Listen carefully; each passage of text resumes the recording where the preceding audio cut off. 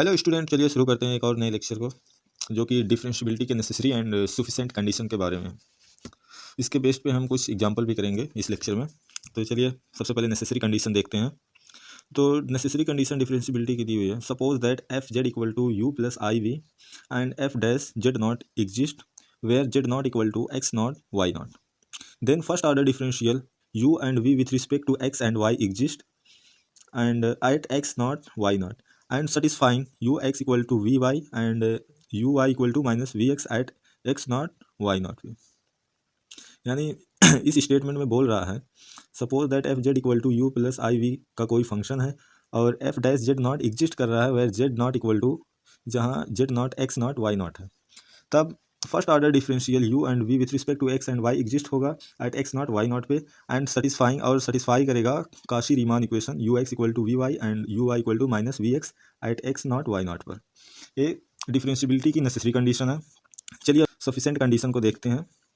तो sufficient condition में दिया है suppose that first order partial derivative U X U V Y exist everywhere in that neighborhood and they are continuous at x naught y naught, then if partial derivative satisfying ux equal to vy and uy equal to minus vx at x naught y naught, then f dash z naught is exist। यानी इस state में बोल रहा है suppose that first order partial derivative ux uy vx vv sorry vy exist, यानी exist कर रहा है एवरीवेयर इन दैट नेबरहुड, यानी सभी जगह इनके नेबरहुड में एंड दे आर कंटिन्यूस और ये कंटिन्यूस हैं at x not Y not पर।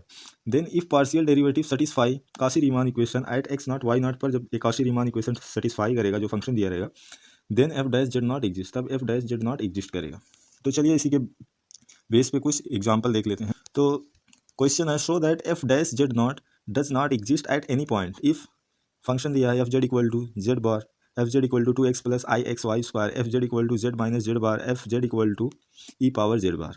तो ये जो चारों फंक्शन दिया इसको हमें शो करना है कि F dash z does not exist at any point, यानी किसी भी पॉइंट पे F dash Z not exist नहीं करेगा। तो चलिए पहले पार्ट को देखते हैं, क्वेश्चन नंबर फर्स्ट को। तो क्वेश्चन नंबर फर्स्ट में दिया हुआ है एफ डैश जेड बार, ठीक। तो होगा this implies u plus I we equal to Z bar equal to होता है एक्स माइनस आई वाई, तो हो जाएगा एक्स माइनस आई वाई। तो इसको हम जब real and imaginary part compare करेंगे तो हमें क्या मिलेगा, u equal to x and v equal to minus Y, ठीक। अब इस पर हम काशी रीमान इक्वेशन अप्लाई करेंगे, देखेंगे सेटिस्फाई कर रहा है कि नहीं। तो सबसे पहले u और v का x एंड y के सापेक्ष में फर्स्ट ऑर्डर पार्शियल डेरिवेटिव कर लेते हैं। तो u का जब x के रिस्पेक्ट में डेरिवेटिव करेंगे तो मिलेगा 1 एंड y के रिस्पेक्ट में करेंगे तो मिलेगा u y इक्वल टू 0, ठीक। इसी तरह v का जब x के रिस्पेक्ट में करेंगे तो हमें 0 मिलेगा एंड v का y के रिस्पेक्ट में डेरिवेटिव करेंगे तो -1 मिलेगा। और जो हमारा काशी रीमान इक्वेशन होता है यानी C R equation U x equal to we Y and U I equal to minus we X होता है। तो इसको देखते हैं, जो क्वेश्चन में फंक्शन दिया था ये सेटिस्फाई कर रहा है सी आर इक्वेशन की नहीं। तो हमारा क्या दिया है C R equation U x equal to we Y, तो हमारा यू एक्स 1 है और वी वाई जो हमारा -1 है, तो ये सेटिस्फाई नहीं कर रहा है। तो U x not equal to we Y, ठीक। दूसरे को देखते हैं U I equal to minus we X है हमारा सी आर इक्वेशन, तो इसको देखते हैं U I equal to 0 and V X equal to 0, ये वाला सेटिस्फाई कर रहा है। यानी हमारा जो सी आर इक्वेशन है वो सेटिस्फाई नहीं कर रहा है हमें जो मिला, ठीक। तो हम इसको लिखेंगे the C R equation do not hold at any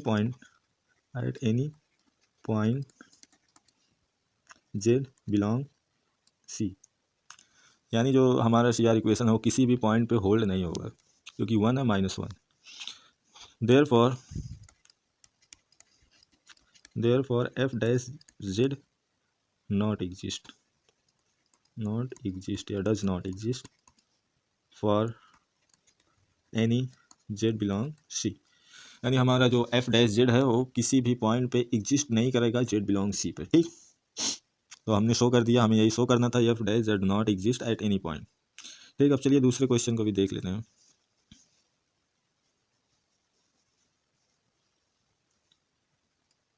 तो दूसरा क्वेश्चन दिया हुआ है F Z equal to 2x plus I x Y का स्क्वायर।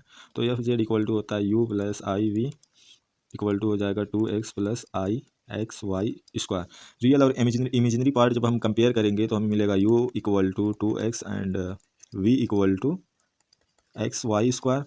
तो u का हम जब x के रिस्पेक्ट में डेरिवेटिव करेंगे तो हो जाएगा u x इक्वल टू 2, और u को जब हम y के रिस्पेक्ट में करेंगे तो हो जाएगा u y इक्वल टू 0। ठीक इसी प्रकार v का करेंगे, v का x के रिस्पेक्ट में डेरिवेटिव तो हमें क्या मिलेगा y स्क्वायर, और v का y के रिस्पेक्ट में करेंगे तो हमें क्या मिलेगा we y equal to 2xy। ठीक, तो हमारा जो CR इक्वेशन होता है, CR equation U x equal to we Y and you Y equal to minus we X. ठीक, तो हमारा यू एक्स 2 है एंड वी वाई दिया 2xy, यानी ये सेटिस्फाई नहीं करेगा। तो जाएगा you x does not equal to we Y, यानी अगर हम एक्स एंड वाई की वैल्यू 0 भी रख दें तो वी वाई वाला पॉइंट 0 हो जाएगा, लेकिन ये 2 ही रहेगा, तो किसी भी पॉइंट पे होल्ड नहीं करेगा। और दूसरे को भी चेक कर लेते हैं, वैसे एक जब नहीं होल्ड होता तो CR इक्वेशन होल्ड नहीं होता। तो चलिए दूसरा भी देख लेते हैं, V X equal to Y square और यू वाई इक्वल टू 0, यानी अगर हम यहाँ वाई की जगह पे 0 रख देंगे तो वाला होल्ड हो जाएगा। ठीक, लेकिन पहला वाला जो है you x equal to we Y, ये किसी भी पॉइंट पे होल्ड नहीं होगा, यानी ओवरऑल हमारा CR इक्वेशन होल्ड नहीं हो रहा है। तो लिखेंगे दी CR equation do not hold at any point point z belong C, therefore f dash z does not exist at any point z belong C। ठीक, तो हमने जो दूसरा पार्ट दिया उसको भी शो कर दिया कि f dash जो does not exist at any point z belong C। तो z belong C यानी z जो है कॉम्प्लेक्स नंबर को बिलोंग कर रहा है, इसका ही मतलब होता है C फॉर कॉम्प्लेक्स। चलिए अब क्वेश्चन नंबर 3 को भी इसी तरह से सॉल्व करके देख लेते हैं। तो क्वेश्चन नंबर 3 में दिया है F Z equal to z minus z bar, this imply f Z equal to you plus I we and z equal to होता है x plus i y minus z bar equal to होता है x minus i y. तो इसको solve करेंगे, थोड़ा और simplify करेंगे तो हो जाएगा एक्स प्लस आई वाई, और माइनस हो जाएगा तो माइनस हो जाएगा minus x, minus minus plus हो जाएगा तो प्लस आई वाई हो जाएगा। तो हो जाएगा minus x plus x cancel, तो ये क्या बचा 2i वाई यू प्लस आई वी। ठीक, real and imaginary part compare करेंगे तो पूरा तो इमेजिनरी है, तो हमें क्या मिलेगा equal to 0 and v equal to मिलेगा 2i। तो यू का एक्स के रिस्पेक्ट में डेरिवेटिव करेंगे मिलेगा 0, वाई के रिस्पेक्ट में करेंगे तो भी 0 मिलेगा। ठीक, वी का एक्स के रिस्पेक्ट में करेंगे तो मिलेगा 0 एंड वाई के रिस्पेक्ट में करेंगे तो मिलेगा 2। ठीक, अब हमारा जो CR इक्वेशन होता है वो होता है you x equal to we Y and you Y equal to minus we x. तो हमारा जो यू एक्स है वो 0 है एंड यू वाई 2 है, तो यानी किसी भी पॉइंट पे ए वैल्यू सेटिस्फाई नहीं करेगी।